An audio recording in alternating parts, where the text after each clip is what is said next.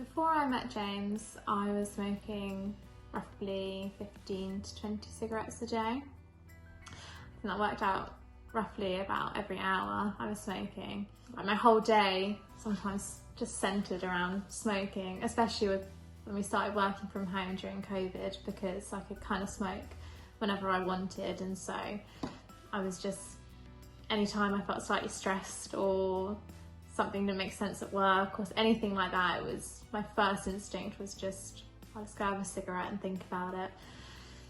Yeah, it was like such a focus of my life. If I was going anywhere, if I was seeing friends, it would be kind of like, oh, when can I sneak off to the corner and go and have a cigarette? Or like if I was at work or like going into London or anything, it would just be like, when can I have a cigarette? A lot of the time I wasn't even appreciating the moment I was in. I would just be thinking about that. And then I had my session with James, which I actually smoked right up to it pretty much. I think it was about 20 minutes beforehand. And then I brushed my teeth and washed my hands, and that was the last cigarette that I've smoked. And it's been about 2.5 months since then, and I think that works out to about 1,500 cigarettes, which is absolutely bonkers. Like, it's absolutely insane that was how much I would have smoked if I hadn't done anything. The change has just been absolutely kind of quite mad, actually, because I quit in the past. I think most people who smoke have probably quit. I think the longest I lasted was about a month, but it felt like I was kind of battling against myself in that time, like I was just constantly fighting against something that I really wanted to do. It didn't feel like I'd really fully kind of changed my mindset and kind of fully appreciated that I don't smoke anymore. You know, it's not me, I'm not a smoker. And it sounds quite subtle, but it really changed the session, and working through it with James really changed the way I thought about it. So it wasn't like, oh, I'm just not having a cigarette. It's like, I'm just not a smoker. I just don't smoke.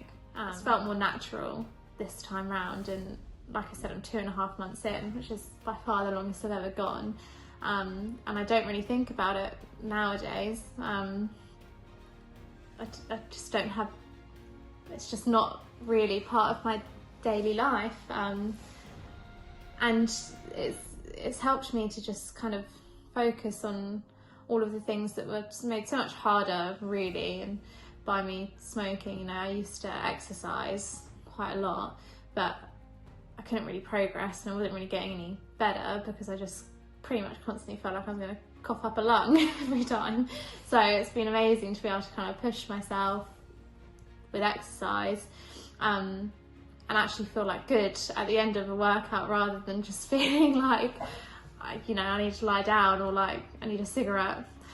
And it's been really, really amazing. It's just so strange to think of now, because it just feels like a completely different kind of like, sometimes like a completely different person almost. But I'll go out for a meal with my friends and I can sit there for hours just chatting to them, rather than constantly thinking about when I can have my next cigarette, or like excusing myself to go for a cigarette. I can just sit there and enjoy the food and enjoy talking. Yeah, it's been really amazing. Smelling nicer, and like I got these really nice perfumes for Christmas a couple of years ago. And I kind of stopped wearing them because I thought, well, what's the point?